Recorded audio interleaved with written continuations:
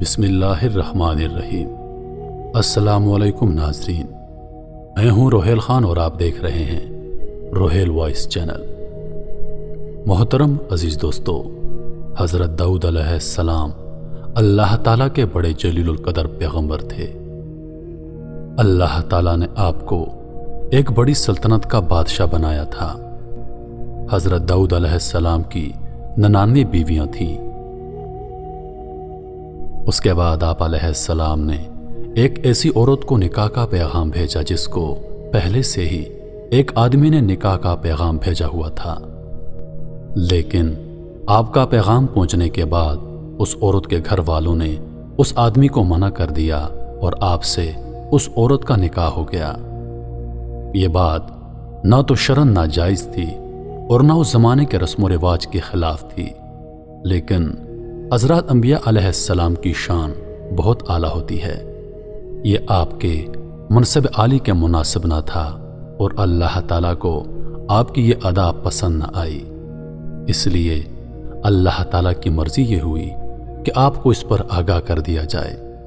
چنانچہ اس کا ذریعہ یہ بنایا کہ فرشتے انسانی روپ میں بن کر آپ علیہ السلام کے دربار میں ایک مقدمہ لے کر آئے اور بجائے دروازے سے داخل ہونے کے دیوار پھاند کر مسجد میں داخل ہو گئے۔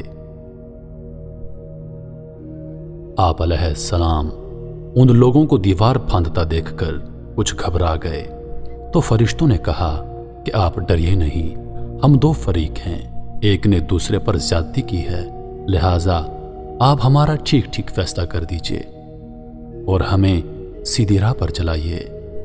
ہمارا مقدمہ یہ ہے کہ یہ میرا بھائی، اس کے پاس 99 بکریاں ہیں اور میرے پاس صرف ایک بکری ہے۔ اب یہ میرا بھائی کہتا ہے کہ تو اپنی ایک بکری بھی میرے حوالے کر دے، اور اس بات کے لیے مجھ پر دباؤ ڈالتا ہے کیونکہ وہ مجھ سے زیادہ طاقتور ہے۔ یہ سن کر حضرت داؤد علیہ السلام نے فوراً یہ فیصلہ فرما دیا کہ بے شک یہ زیادتی ہے کہ وہ تیری بکری کو اپنی بکریوں میں ملانے کو کہتا ہے، اور اس میں کوئی شبہ نہیں کہ اکثر ساجھے والے ایک دوسرے پر زیادتی کرتے رہتے ہیں۔ اکثر زوراور اپنے سے کمزور پر زیادتی کرتے ہیں، بجائے ان لوگوں کے جو صاحب ایمان نیک عمل ہوں، اور ایسے لوگوں کی تعداد بہت کم ہے۔ مقدمے کا فیصلہ سنا کر حضرت داؤد علیہ السلام کو سمجھ آ گیا کہ اس مقدمے کی پیشی در حقیقت یہ میرا امتحان تھا۔ چنانچہ فوراً ہی آپ سجدے میں گر پڑے اور خدا سے معافی مانگنے لگے تو اللہ تعالیٰ نے آپ کو معاف فرما دیا۔ اس واقعے کا ذکر قرآن مجید میں ان لفظوں کے ساتھ بیان ہوا ہے جس کا ترجمہ ہے، تو ہم نے اسے معاف فرما دیا، بے شک اس کے لیے ہماری بارگاہ میں ضرور قرب اور اچھا ٹھکانہ ہے۔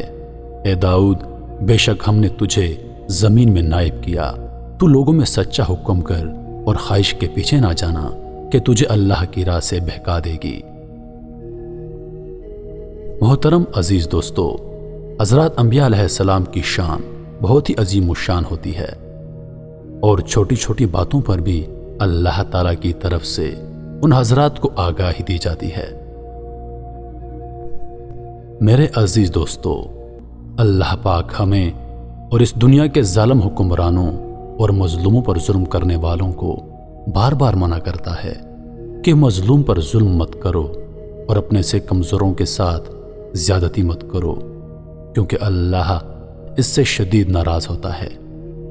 اس واقعے سے سبق یہی ملتا ہے کہ حضرت داؤد علیہ السلام اللہ پاک کے ایک جلیل القدر پیغمبر تھے، مگر جیسے ہی انہوں نے ایک آدمی کی حق تلافی کرنا چاہی تو اللہ پاک نے ان کو خبردار کر دیا۔ مگر آج کے دور میں اقتدار، پیسے اور طاقت نے بدمست لوگ اپنے آپ کو اس دنیا کا خدا سمجھتے ہیں۔ وہ بھول گئے ہیں کہ وہ چاہے جتنا مرضی پیسہ جمع کر لیں، جس قدر ان کے پاس اقتدار آ جائے، جتنے وہ طاقتور ہو جائیں، مگر وہ اللہ کا مقابلہ نہیں کر سکتے، اور اللہ کسی مظلوم کے ساتھ زیادتی کا بدلہ ضرور لیتا ہے، ضرور لیتا ہے، ضرور لیتا ہے۔ اور اللہ کی پکڑ بے شک بہت سخت ہوتی ہے۔ اس لیے میرے دوستو، اگر آپ میں سے کسی نے بھی کسی کے ساتھ کچھ زیادتی کی ہے تو اس بندے سے اور اللہ سے معافی مانگیے، کیونکہ مظلوم کی آہ عرش کو ہلا دیتی ہے۔ میں امید کرتا ہوں کہ ویڈیو آپ دوستوں کو پسند آئی ہوگی۔